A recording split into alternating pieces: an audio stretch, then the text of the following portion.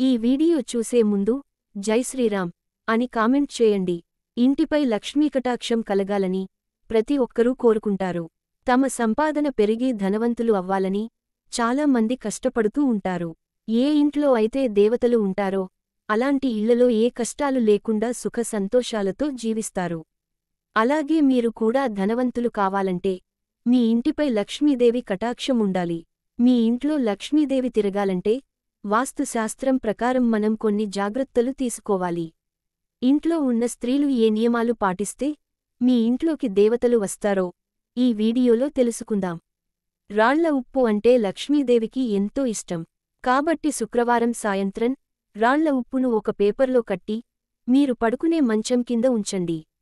తెల్లవారిన తరువాత ఇంట్లో ఉండే స్త్రీలు ఎవరితోనూ మాట్లాడకుండా ఆ ఉప్పును తీసి ఎవరూ తిరగని ప్రదేశంలో పడేయాలి. ఇలా చేస్తే మీ ఇంట్లో ఉన్న దుష్టశక్తులన్నీ పోయి లక్ష్మీదేవి మీ ఇంట్లో తిష్ట వేసుకుని కూర్చుంటుంది. రోజూ పూజ చేయలేనివారు సోమవారం ఒక్కరోజు పూజ చేస్తే ముక్కోటి దేవతలకు పూజ చేసినంత పుణ్యఫలాన్ని పొందవచ్చని శాస్త్రం వివరిస్తుంది.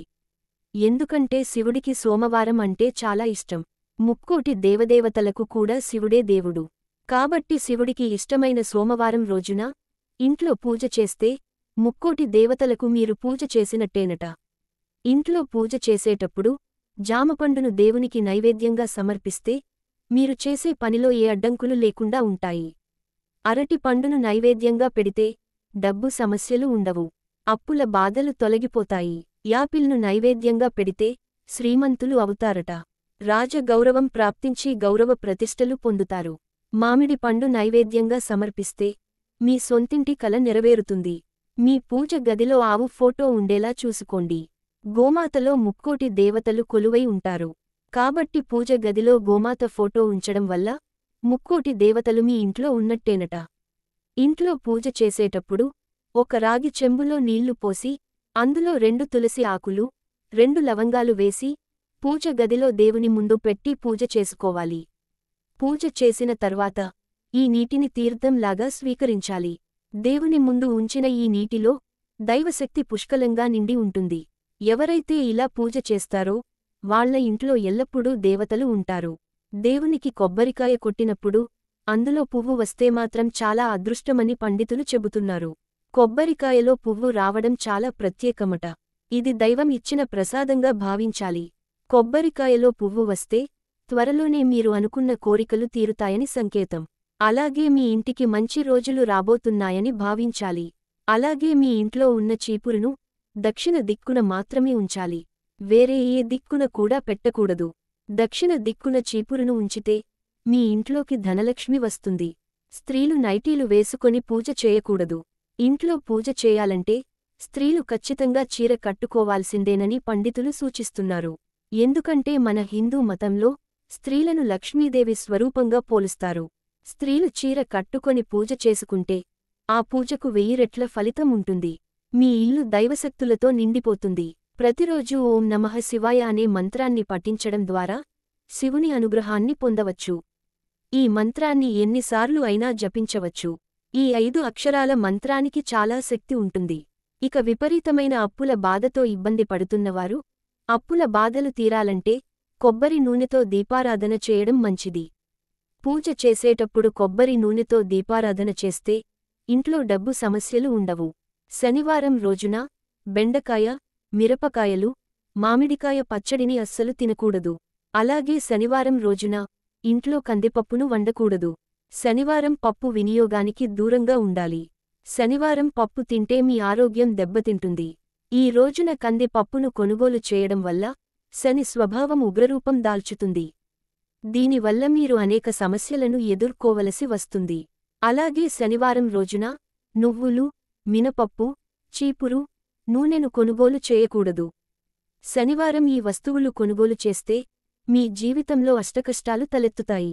శనివారం నూనెను కొంటే మీ ఇంట్లో ఎవరో ఒకరికి అనారోగ్య సమస్యలు వస్తాయి. శనివారం ఉప్పు కొనడం అశుభం. ఈ రోజు ఉప్పు కొనకండి. ఇలా చేయడం వల్ల మీరు అప్పులపాలు అయ్యే అవకాశం ఉంది. శుభ్రంగా ఉండే ఇంట్లో లక్ష్మీదేవి కలకలలాడుతుంది. కాబట్టి మీ ఇంటి ప్రధాన ద్వారం ఎంత శుభ్రంగా ఉంటే మీ ఇంటికి లక్ష్మీ కటాక్షం అంత బాగా పెరుగుతుంది. ఎందుకంటే లక్ష్మీదేవి ప్రధాన ద్వారం నుంచే ఇంట్లోకి వస్తుంది. ఇంట్లో లక్ష్మీదేవి స్థిరంగా ఉండాలంటే మీ ఇంటిని ప్రతిరోజూ శుభ్రం చేసుకోవాలి. చెత్తను ఇంట్లో ఎక్కడ పడితే అక్కడ వేయకూడదు. ఇలా ఎవరైతే చేస్తారో వాళ్ల ఇల్లు ఎప్పుడూ డబ్బుతో నిండి ఉంటుంది. ఆర్థిక సమస్యలు కలగకుండా సమాజంలో గౌరవం కూడా పెరుగుతుంది. సాయంత్రం 6 దాటిన తర్వాత ఇల్లు ఊడవకూడదు. ఇలా చేయడం వల్ల మీ ఇంట్లోకి డబ్బు కష్టాలు వస్తాయి. అలాగే శుక్రవారం కనకధార స్తోత్రం పఠిస్తే చాలా మంచిది. ఈ రోజున కనకధార స్తోత్రం పఠిస్తే లక్ష్మీదేవి ఆశీర్వాదాలను పొందవచ్చు. శుక్రవారం సాయంత్రం స్నానం చేసిన తర్వాత ఒక గిన్నె తీసుకుని అందులో రాళ్ల ఉప్పును వేసి ఉప్పు పైన 2 లవంగాలను కూడా వేసి మీ ఇంట్లో ఏదైనా ఒక మూలన పెట్టండి. మరుసటి రోజు ఉదయం అనగా శనివారం రోజున ఈ ఉప్పును తీసి ఎవరూ తిరగని ప్రదేశంలో పడేయండి. లేదా వాటర్ సింక్లో అయినా పడేయొచ్చు. ఇలా చేస్తే మీ ఇంట్లోకి ముక్కోటి దేవతలు అడుగుపెడతారు. ఇంట్లో ఏ కష్టాలు ఉండవు. సాయంత్రం 6 దాటాక సూది, ఉప్పు, నూనె, కోడి గుడ్లను ఇంటికి తెచ్చుకోకూడదు.